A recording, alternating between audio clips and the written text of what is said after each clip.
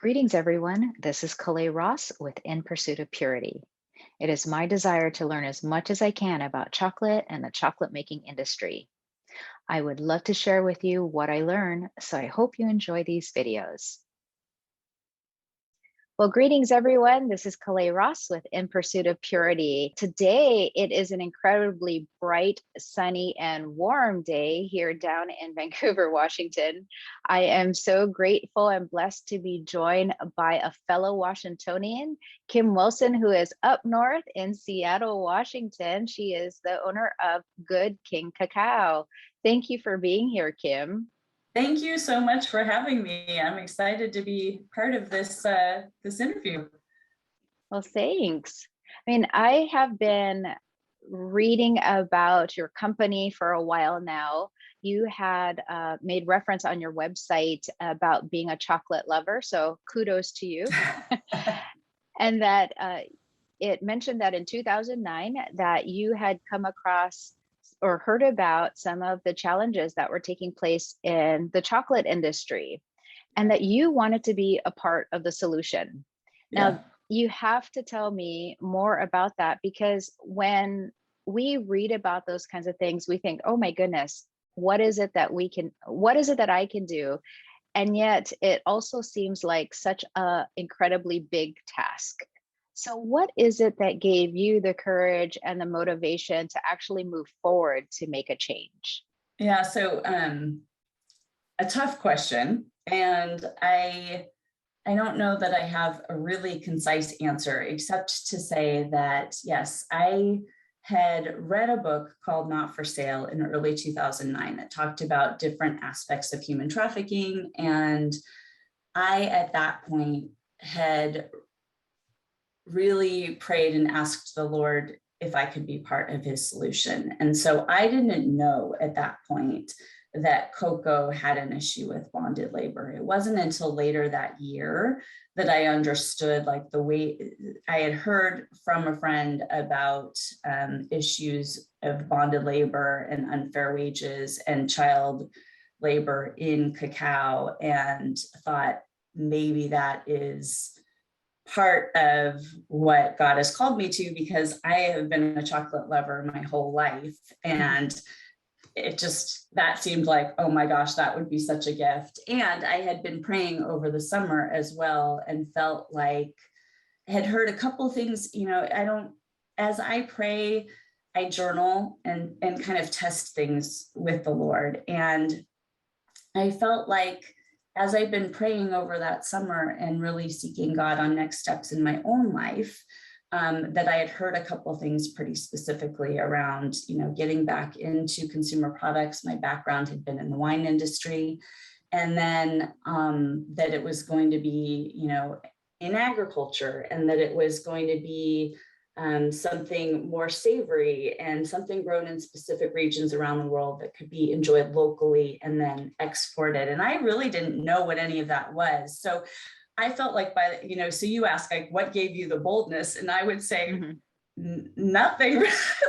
God did, because he just kind of set me up along the way, where it was, I had prayed this prayer and, thought it was somewhere out in the distance. And then he gave me little clues. It was almost like Hansel and Gretel with the breadcrumbs on the trail. And so by the time I heard about cacao, I thought, well, that's it. But even then, that was 2009. And I just continued to pray and try to learn what I could about the industry, but didn't get started until 2013, in fact. So even with that, I would say I took things very slowly and was waiting, because this isn't, nobody, I shouldn't say nobody, so many people want to do something about, creating a more fair cacao and chocolate supply chain. And I'd say, I haven't met anybody that says that they've figured it out. So just, continuing to take those baby steps of thinking, okay, well, here's one thing I can do today, is what I would say in terms of that bold step. Yeah. Well, your bold step led you out of a previous industry. You were saying that you were in the wine industry. And Yeah. then now, I mean, as you took your baby steps moving into the cacao industry, can you share with us some of the different resources that helped prepare you? Because obviously it's a lot to learn in regards Yeah. to learning about the cacao industry, learning about how it's grown, how it's processed, and so forth. Well, I can tell you a lot about what didn't work and then a few things that did, and hopefully that will be helpful to you and to anyone else that might be listening, save you guys some time and effort. So what did work, The Chocolate Life by Clay Gordon, that was up in 2013, and networking and just seeing real life questions that people were getting into chocolate and people that were working with cacao farming communities were asking was super helpful. And I learned a lot, and even, connected with some people that have been invaluable along my journey. What didn't work? A lot of Googling. I just feel like there's a real difference between reading about something and talking to people firsthand. And that's, I tend to be more academic, but I will say that you just, chat with people about what they're doing. So, today, what I would recommend if someone were trying to get into chocolate, or if it were, me fast forwarding 8 years, I would say, get on the Well-Tempered Facebook group. No question, the Bean to Bar making Facebook group. Also, if you're particularly looking into machinery, things like that, those two, so many questions that can be asked have already been asked. And if they haven't been, then somebody else just probably hasn't voiced it yet, but has the same question. So I find those two groups just to be very collaborative and super helpful. I also would say, to that end, getting connected with people in your areas of interest from those groups. The Well-Tempered Facebook group, for instance, has 3,500 people in it now. So chances are, if there's something you're trying to learn, there's someone there that you can learn from. There's tons of courses available now, and I won't get into all of them because I'm not a chocolate maker. And so there haven't been all of those same resources for me. But I would say the other thing that I would just recommend, hands down, particularly if you're someone that's saying, yes, I want to be part of the solution for the larger supply chain. I want to understand how to make a more fair and equitable supply chain with cacao farming communities, then I can't recommend enough spending time on the ground. That was something that I did finally after much networking and like going down every rabbit trail I could, applying for every internship and opportunity I could. Finally, about 6 months into my journey, I was able to find my way to a cocoa farming internship with a processor called BT Cocoa in Indonesia. And that they had an arm that was working with directly with cocoa farmers, and that is experience that you just can't trade for anything. There is such a difference between even just chat, even as good as social media and meeting people online is today, and Zoom calls for that matter. We haven't met yet either, but there's nothing like being on the ground and really understanding and seeing the day-to-day and seeing, everything from travel to homes to what, diseased trees look like and what healthy trees look like, and just the heat, all of it, and the people. And, we go in, I think, with this romantic notion of what it looks like to recreate a supply chain. But at the end of the day, it really is about partnering with people that are very capable and talented and intelligent and hardworking. And in some ways, just were born in a completely different situation. And those of us that are, born here have just had access to a lot more stuff and a lot more resources. So, yeah, so I would say definitely I can't recommend that enough. Take the couple of weeks or months, as long as you can take the money that you would have spent on, I don't know what, but find a way to get a flight and spend some time in cocoa farming communities. That would definitely be a resource that will change the way you approach what you're doing. You certainly changed mine. So as you mentioned that kind of leads me into my next question, talking about the specific co-ops that you have collaborated with, because I know at least you're sourcing from Honduras and Indonesia. So can you share more about those partnerships that you developed? Yeah, so after my 3 months on the ground in Indonesia, I started to so during that time had realized that farming alone is unlikely to really change the equation for cocoa farming communities, because more of the profit and typically the way the supply chain is established now, like if we had to start over from scratch, maybe it could be really different. But the way the supply chain is now, more of the profit is in the value-added activities, not in the farming piece of it. And so I was realizing, oh my gosh, we need to move the supply chain back to the farming communities in order to really start to change and improve their livelihoods. And so I was starting to think about, okay, what can be done in farming community? Like you go back to business school 101 and like a competitive matrix. It's like, okay, they're in a tropical climate. The infrastructure, even to get to the port isn't great. Electricity they have it, but not reliably, and just so thinking through, I'm like, chocolate just doesn't seem like the right answer for these farming communities. And just now thinking back, it's like, okay, we have, thousands of years of history of cacao. And in that, chocolate's really only been 100 to 200 years of it. Right. And so just really thinking back, how do we move the supply chain back? And what can we do that's not going to melt in the farming communities, that's not going to compete with their primary customer? I'm not looking to replace chocolate, but just establish new markets where they already could exist if they had the capability to do it.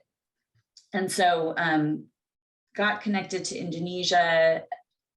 I had met the group that we now work with on my first trip very briefly. And what had happened was, as I was, I came back after that 3-month trip, also spent some time in Ecuador the following year, just trying to experiment and think about what could happen, what else could be made besides chocolate. And then reached out to all of my contacts in Indonesia and said, I'd like to go back to Indonesia.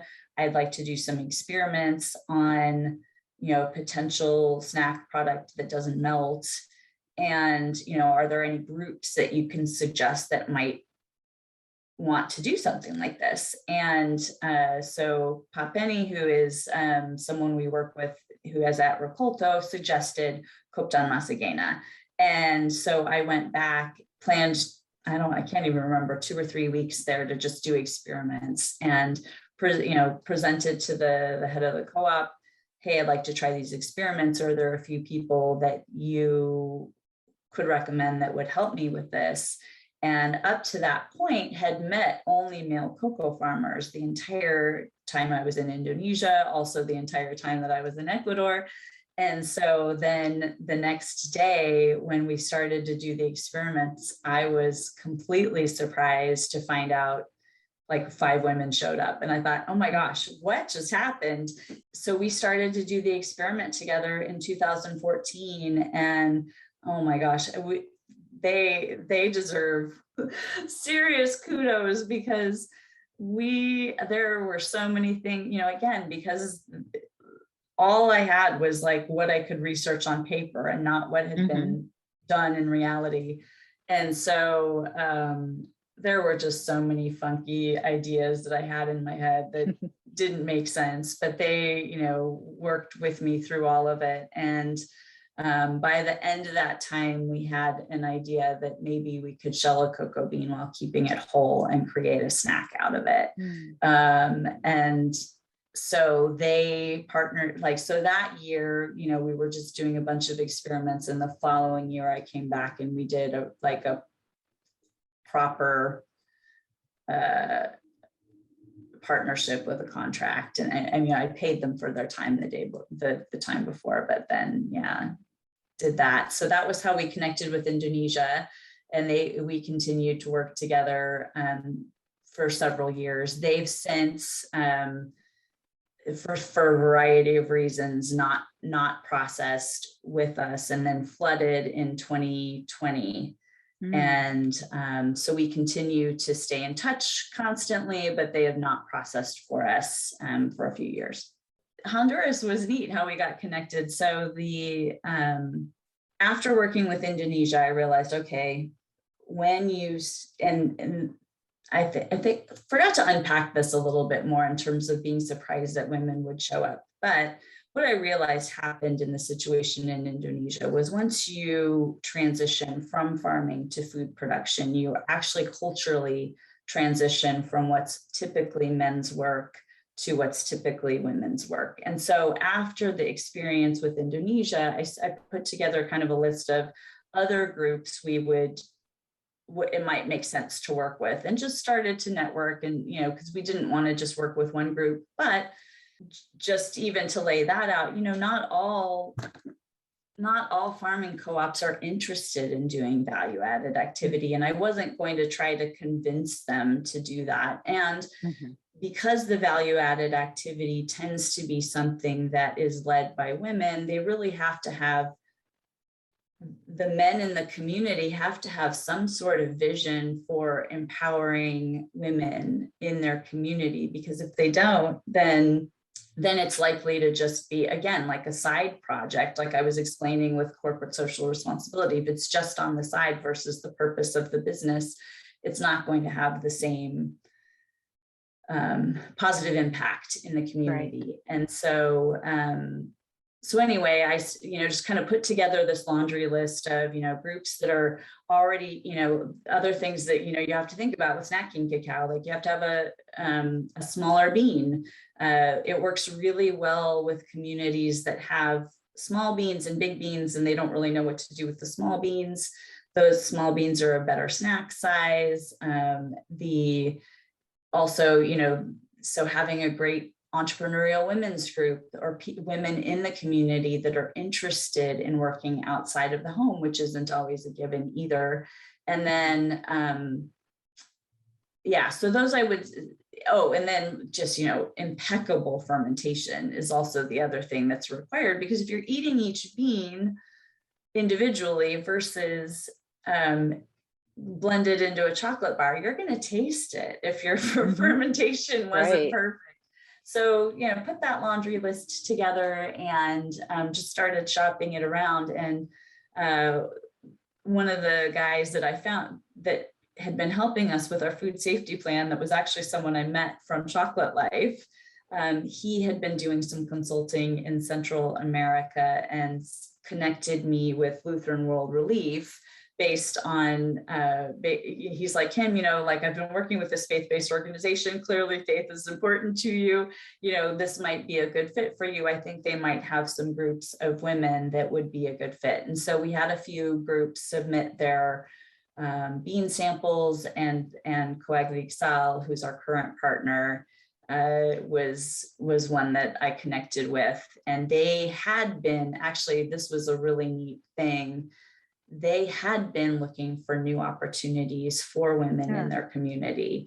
And because when I showed up, I thought, and spoke to the head of the co-op, they're a very large coffee growing co-op that planted cacao as a diversification strategy when the coffee market crashed. And so when I was meeting with the head the co-op Don Oscar, I was asking him in, my really broken Spanish, I'm like, why do you want to work? We're such a small organization compared to you. Like, what even would make you want to work with someone like me? And he said, Kim, you're the only one that's come with the intention of doing something for the women. And we've been looking for things to do with the women in our community. A lot of them are underemployed or unemployed. And so, and this allows, as opposed to what a lot of the women they had been employing to do coffee picking, but coffee picking isn't always safe for women because it tends to be in very like remote locations where they're off on their own. And it's something where they felt like wasn't a safe choice for the women. So doing something that draws women into the community in a space where they can get together to do food processing is a more, it was just a better fit for them as a co-op. So that's how we met those two. And then, we continue to, they can supply more than enough of our needs. So we haven't been looking for additional co-ops at this point.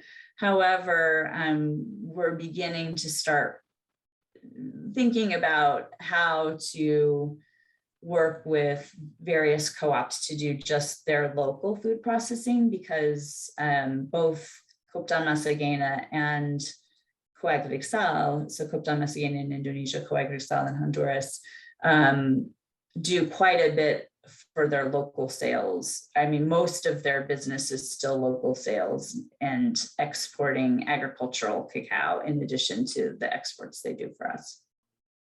Oh, but that is such a wonderful experience that can be transferred to other places, and provide more of an opportunity for communities around the world. Absolutely. I mean, that's our hope, certainly, is seeing them thrive locally for sure. Yeah. Well, I was curious because a company's name says a lot about them. And so I would love to hear about the story behind Good King Cacao. So I'd say there's probably more of a story behind the flavor names than Good King. So the flavor names, love, joy, peace, started with, so when I started this business, because I felt like the whole thing, every step of the way has been inspired by God. I have a group of friends that's been praying with me for years through this and running, especially when you're a solopreneur, you just, as I have been for this long, you want to make sure you're just not making decisions in a vacuum. And so I had a group of prayer warriors around me praying, and immediately we all felt that like the flavor names should exhibit fruits of the spirit. And so that was like really easy, whatever it was. Good King was harder to come by. We spent probably, I don't know, it was several months and over 300 names we considered, researching everything, and ultimately just wanted something that, expressed royalty, expressed a good strong foundation. And so Good King ultimately came out of wanting customers to feel like if the customer is king, that they could feel like they were making, making good decisions on behalf of everyone that serves them, and vice versa. If you think about the aspects of a good king, it's someone that watches out for their people. It's someone that lays their, like if we're talking about Jesus, for instance, lays his life down for people. And so just really something where that aspect of goodness and covering the entire aspect of the supply chain would shine through. So that's what Good King, we hope to accomplish with it. Well, as you were talking about the names of your product line, different items in your product line, Tell us about the inspiration for the different flavors that you've come up with. When I got started again, so I don't come from a culinary background. I mean, certainly my career in wine was helpful in terms of flavor profile and pairing and development, but really wanted to do something healthy with cacao as well, because the history of cacao, as we know, if you look at the longer history, it's always been more health, nutritional, food focus, and so with all of the talk about antioxidants in cacao, I wanted to look for other spices and herbs and things that pair with cacao that also have that same antioxidant strength and profile. So that was really, I started to just like research, okay, what are the highest antioxidant foods, and which of these pair with cacao? And so really wanted to do something, so the cinnamon, nutmeg, clove, cardamom, those combinations I love. I worked quite a bit in India in between my wine career and my cacao career.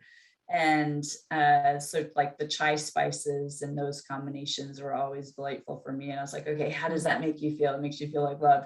Okay, so, because I didn't want to call it pumpkin spice or chai, even chai spice, that kind of stuff.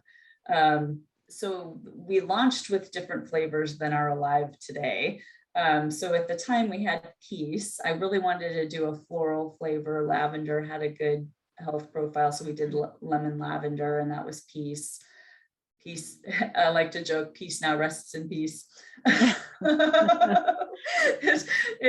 Like lavender was just too polarizing for people on top of cacao.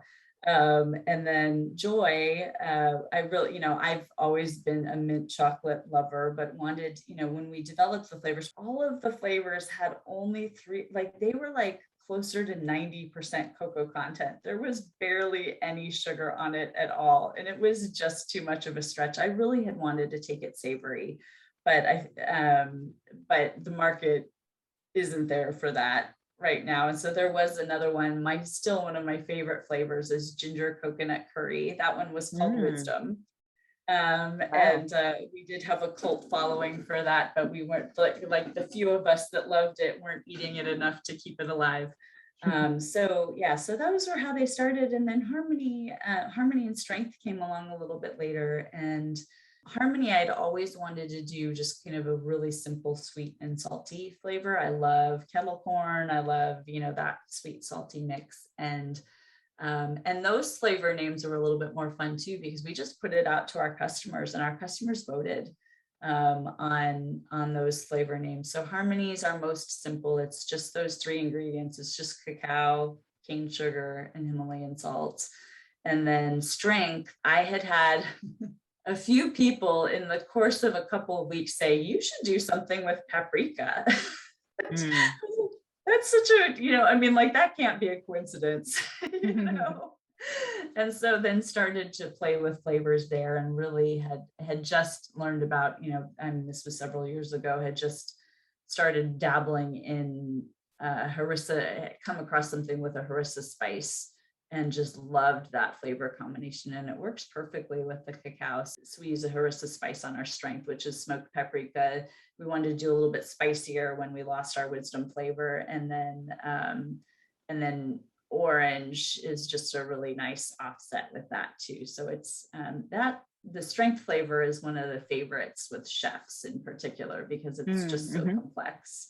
Yeah. Chefs and chocolate makers tend to love that one. But so those are, and then, now we're in new flavor development again.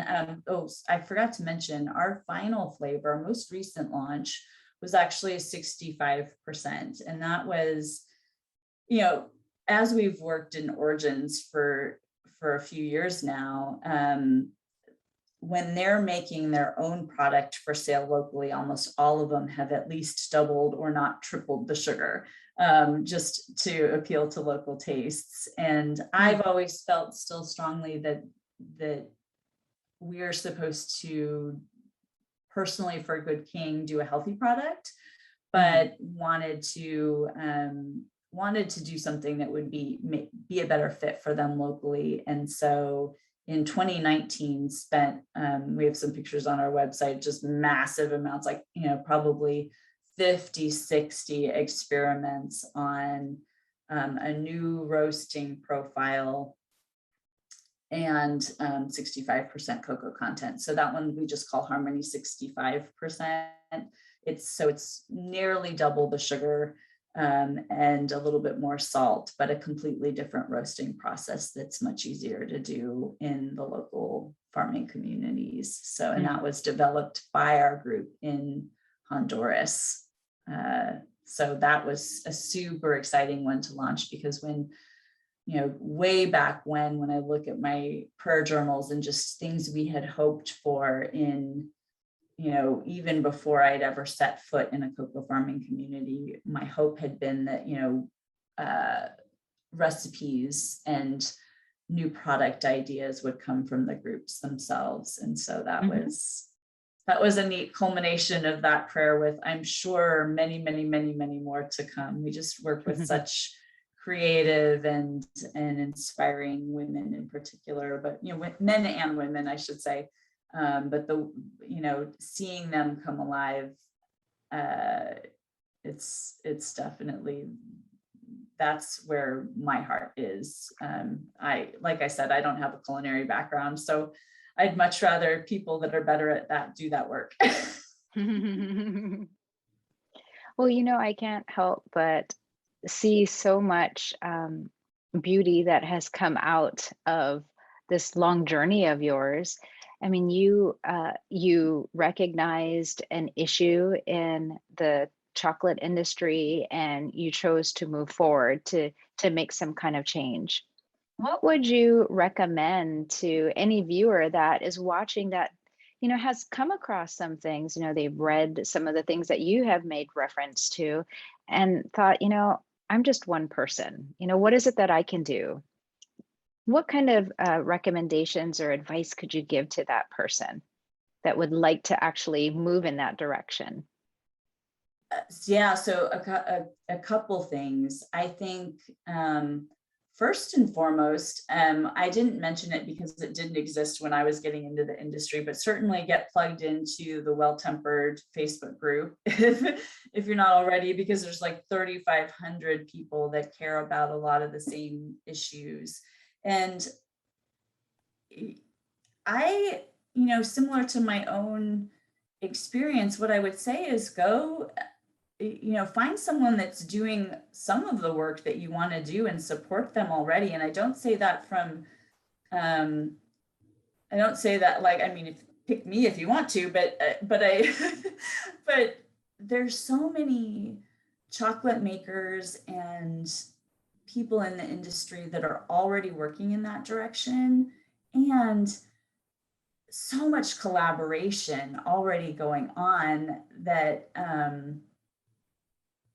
I just feel like there's the craft chocolate industry in particular is real special, and that I have seen so much collaboration between makers and between farming communities. And, so if you see someone doing something that you like, reach out and ask, how can I help? How can I support? Is there a way to get involved? Because I feel like those exchanges are happening at such a beautiful level, where it's, allowing people to come into the industry to learn a lot, like giving people that have been in the industry a while the support they need to continue pressing forward in pioneering ways. And I would say just take the first step. Like looking back on mistakes that I made as well, I'd say like all of that head knowledge, like spending all this time on Google, really at the end of the day, and like I'm not trained as a researcher, I'm trained as a business person. So getting in and starting to just try to figure out what works for business. I appreciate, actually, as a quick aside, there's a group of there's actually a real practical thing for people to get involved with too, is called the Social Justice in Cacao and Chocolate Initiative. And if people are interested in learning more, I can get them connected. But there's, seven different working groups that are tackling different aspects or trying to come up with solutions for different aspects of social justice in cacao. And one of them is decolonizing cacao, and I'm part of that team. And I was really appreciative of Jillian Goddard in Trinidad and Tobago had recently recommended a book called Skin in the Game. And the premise of the book is just, you can stay on the sidelines and talk about stuff, but until you have skin in the game, you're not going to be coming up with you're not going to see the solutions in fullness, really. Mm-hmm. And so just, taking that first step, like quick, what is it? There's in tech, I think I'd know in Seattle, there's the, rapid development where you just put something out, see how it works, change it, even if it's not perfect. So like the minimum viable product.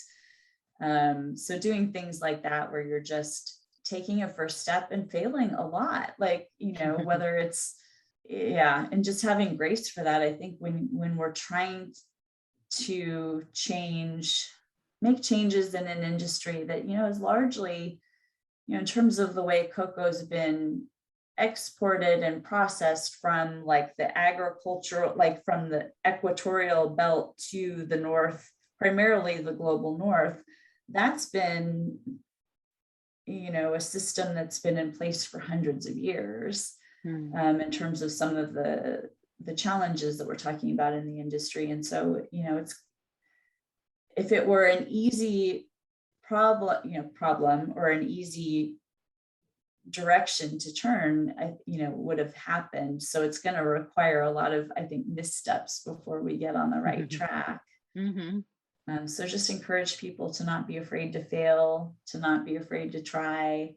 And, I guess to the industry at large, let's encourage one another to keep going. I think, there's so many things that would come against us daily that would say, oh, this isn't right. This is, we're just mistakes that we make, but having a grace for that too.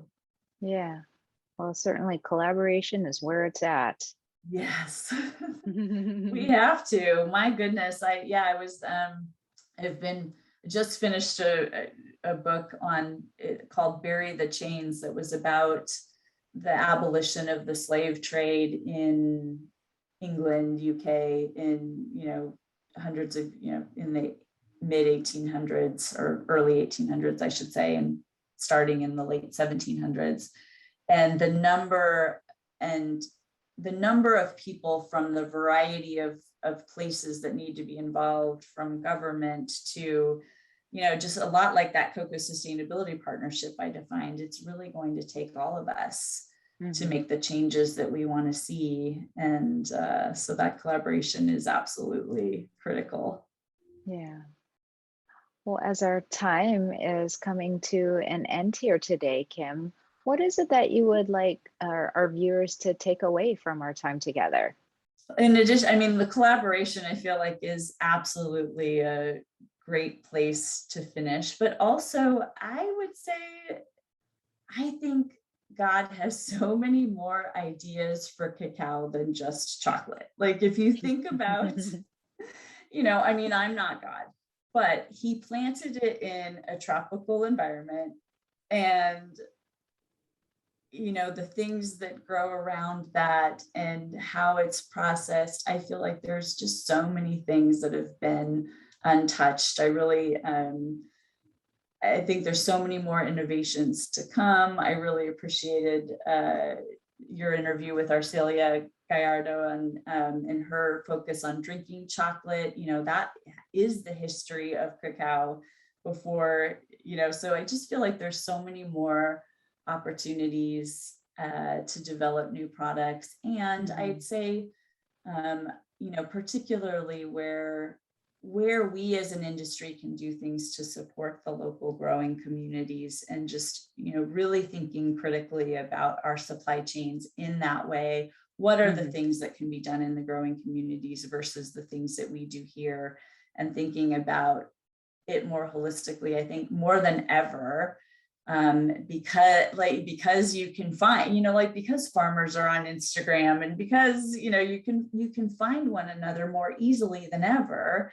And Mm-hmm. so just making those direct connections and working together is really just, it's such a privilege and joy. And I think we have a chance for, I don't know, I mean, I haven't been around the industry long enough, but I feel like there's just this first time chance to really work together end to end on the supply chain that hasn't been available, at least 20 years ago, when the internet wasn't as prolific as it is, and where smartphones weren't available in farming communities the way they are now. That's even changed in the last 8 years that I've been working with our partners.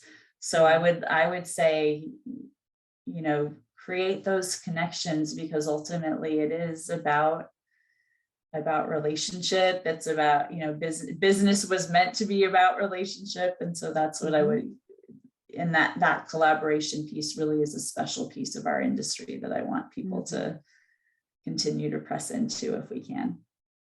Well, thank you so much, Kim, because what you've shared has really been an inspiration. I mean, as you've talked about, just taking that first step, not being afraid to take the first step, and not be afraid to make mistakes, and look at the kind of impact that has led you to be able to make. And, it's something that I hope all of us would be willing to make as well.